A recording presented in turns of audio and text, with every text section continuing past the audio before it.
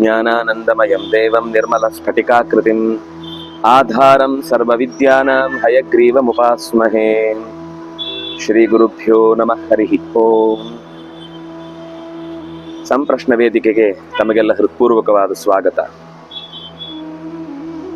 ಈ ಹಿಂದೆ ಅನೇಕ ಜಿಜ್ಞಾಸುಗಳು ಕೇಳಿದ ಪ್ರಶ್ನೆಗಳಿಗೆ ಉತ್ತರ ಕೊಡುವಾಗ ಅದರ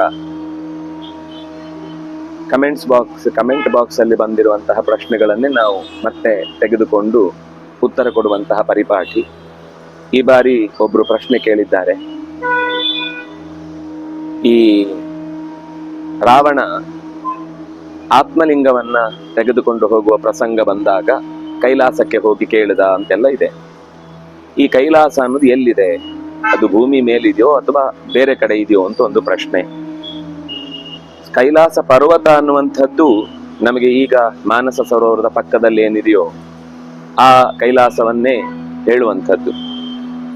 ಶಿವಲೋಕಮವಾಪ್ನೋತಿ ಅಂತ ಹೇಳುವ ಪ್ರಸಂಗ ಬಂದಾಗ ಅಕಸ್ಮಾತ್ ಅದು ಶಿವನ ಸ್ಥಾನ ಅಂತಾಗಿದ್ರೆ ಆ ಕೈಲಾಸವನ್ನ ನಾವು ಕಣ್ಣಿಗೆ ಕಾಣದೇ ಇರುವಂತಹ ಒಂದು ಜಾಗದಲ್ಲಿ ಕಾಣುವಂತಹ ಸಾಧ್ಯತೆ ಇದೆ. ಹಾಗಾಗಿ ಕೈಲಾಸ ಅನ್ನುವಂಥದ್ದು ಭೂಮಿಯ ಮೇಲೆ ನಮಗೀಗ ಕಾಣುವಂಥದ್ದೊಂದು ರುದ್ರದೇವರ ನೆಲೆ ಒಂದಿದೆ.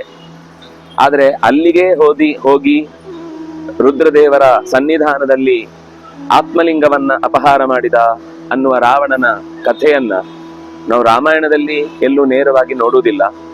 ಅಲ್ಲಿಯ ಸ್ಥಳ ಪುರಾಣದಲ್ಲಿ ಈ ಕಥೆಯನ್ನ ಉಲ್ಲೇಖ ಮಾಡಿದ್ದಾರೆ. ಅವನು ಶಿವಭಕ್ತ ಅನ್ನೋದು ಸತ್ಯ, ಅದರಲ್ಲೇನು ಸಂದೇಹ ಇಲ್ಲ. ಆದರೆ ತಾನು ಆ ಸಲುಗೆಯನ್ನ ಸ್ವೀಕಾರ ಮಾಡಿ ಇಡೀ ರುದ್ರದೇವರ ಸನ್ನಿಧಾನವನ್ನೇ ಹೊತ್ತುಕೊಂಡು ಹೋಗ್ತೇನೆ ಅನ್ನುವುದು, ಯಾಕೆಂದ್ರೆ 3 ಲೋಕಗಳ ಒಡೆತನ ಅದು ರುದ್ರದೇವನದ್ದು.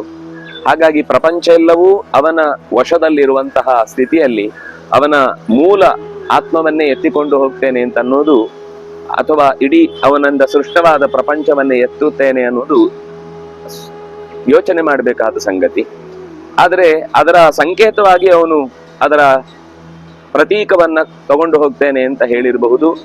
ಅಂತಹದ್ದೊಂದು ಕಥೆ ಸ್ಥಳ ಪುರಾಣದಲ್ಲಿ ಇದೆ. ಅಲ್ಲಿ ಪ್ರಶ್ನೆ ಮತ್ತೊಂದು ಅವರು ಕೇಳಿದ್ದು, ಆಗ ಪುಷ್ಪಕ ವಿಮಾನ ಅವನ ಹತ್ರ ಇರ್ಲಿಲ್ವಾ ಅಂತ. ಈ ಪುಷ್ಪಕ ವಿಮಾನ ಬಂದದ್ದು ಮುಂದೆ ಕುಬೇರನ ಮೇಲೆ ದಾಳಿ ಮಾಡಿ ಅವನಿಂದ ಆ ಪುಷ್ಪಕವನ್ನ ಸ್ವೀಕರಿಸಿದ ನಂತರ ಅವನು ಮುಂದೆ ಅದನ್ನ ಬಳಸಿದ ಉಲ್ಲೇಖ ನಮಗೆ ಕಾಣುತ್ತೆ. ಅದರಿಂದಾಗಿ ಪುಷ್ಪಕ ವಿಮಾನದಲ್ಲಿ ಹೊತ್ತು ಹೋಗುವಂತಹ ಸ್ಥಿತಿಯಲ್ಲಿ ಆ ಕಥೆಯನ್ನು ನಾವು ನೋಡುವುದಿಲ್ಲ. ಅದು ಬಂದದ್ದು ಆಮೇಲೆ. ಅವನಿಗೂ ಒಂದು ಪ್ರತ್ಯೇಕವಾದ ಅಸ್ತಿತ್ವ ಬೇಕು ಅಂತ ವಿಶ್ರವಸ್ನ ಹತ್ರ ಹಠ ಮಾಡಿದಾಗ ನೀನಾಗಿ ಗಳಿಸ್ಬೇಕು ಅಂತ ಹೇಳಿದ್ರು ಕೇಳಲಿಲ್ಲ. ಕುಬೇರನ ಮೇಲೆ ಕಣ್ಣು ಹಾಕಿ, ಕುಬೇರ ಕಟ್ಟಿದ ಊರು ಇಡೀ ಆ ಲಂಕೆ, ಕುಬೇರನ ಸಾಮರ್ಥ್ಯದಿಂದ ಸಂಗ್ರಹಿತವಾದಂತಹ ಸಂಪತ್ತು ಲಂಕೆಯಲ್ಲಿದ್ದದ್ದು. ಸುಂದರೇ ಸುಂದರಿ ಲಂಕಾ, ಸುಂದರೇ ಸುಂದರಿ ಕಥಾ ಅಂತ ಲಂಕೆಯ ಬಗ್ಗೆ ಹೇಳುವಾಗ ಲಂಕೆಯ ಸಮೃದ್ಧಿಯನ್ನ ಸುಂದರಕಾಂಡ ಆರಂಭದಲ್ಲಿ ಅತ್ಯಂತ ಸುಂದರವಾಗಿ ವಿವರಣೆ ಕೊಡುತ್ತೆ. ಅದೆಲ್ಲವೂ ಕೂಡ ಕುಬೇರನದ್ದು. ಅವನಿಗೆ ವೈಶ್ರವಣ ಅಂತ ಅದಕ್ಕೆ ಹೆಸರು. ವಿಶ್ರವಸ್ನ ಮಗ ಆದ್ರಿಂದಾಗಿ ಇಲಬಿಳ ಅನ್ನುವವಳಲ್ಲಿ ಹುಟ್ಟಿದವನಾದ್ರಿಂದಾಗಿ ಅವನನ್ನ ಐಳಿಬಿಳಿ ಅಂತಾನು ಕರೀತಾರೆ. ಅವನ ಸಾಮರ್ಥ್ಯದಿಂದ ಪಡೆದಿರುವಂತಹದ್ದು ಪುಷ್ಪಕ ವಿಮಾನ. ಆ ಪುಷ್ಪಕ ವಿಮಾನ ಅವನ ಕೈಯಲ್ಲಿ ಆ ಹೊತ್ತಿಗೆ ಇನ್ನೂ ಆ ವರ ಸಂಗ್ರಹ ಮಾಡುವ ಮುಂಚೆ ಅವನಲ್ಲಿ ಕಾಣ್ತಾ ಇಲ್ಲ. ಆದ್ರಿಂದಾಗಿ ಆ ಹೊತ್ತಿಗೆ ಇರ್ಲಿಲ್ಲ ಅನ್ನೋದು ಸ್ಪಷ್ಟ. ಇದರ ಮೇಲೆ ವಿಮಾನ ಅಂತಂದಾಗ ಮತ್ತೆ ನಾವು ಇವತ್ತು ಕಲ್ಪಿಸುವಂತಹ ವಿಮಾನ ಅಂತ ಹೇಳಲಿಕ್ಕೆ ಬರುವುದಿಲ್ಲ. ಯಾಕೆಂದ್ರೆ ಅದು ಮಂತ್ರ ವಿಮಾನ. ನಾವೀಗ ನೋಡ್ತಾ ಇರೋದು ಯಂತ್ರ ವಿಮಾನ. ಯಂತ್ರ ವಿಮಾನಕ್ಕೆ ನಾವು ಅನೇಕ ಇಂಧನಗಳನ್ನ ಬಳಸಬೇಕಾಗುತ್ತೆ ಮತ್ತು ಅದರ ಯಾಂತ್ರಿಕ ಪ್ರವೃತ್ತಿ ಅನ್ನೋದು ಇವತ್ತಿಗೆ ಟೆಕ್ನಾಲಜಿ ಅನ್ನೋದು ಬೇರೆ ತರ ಇದೆ. ಆದ್ರೆ ಪುರಾಣಗಳಲ್ಲಿ ಹೇಳಲ್ಪಡುವಂತಹ ವಿಮಾನ ಅಥವಾ ಮಹಾಭಾರತದಲ್ಲಿ ಉಪಯೋಗಿಸುವಂತಹ ಸೌಭ ವಿಮಾನ ಇತ್ಯಾದಿಗಳೆಲ್ಲವೂ ಕೂಡ ಅದು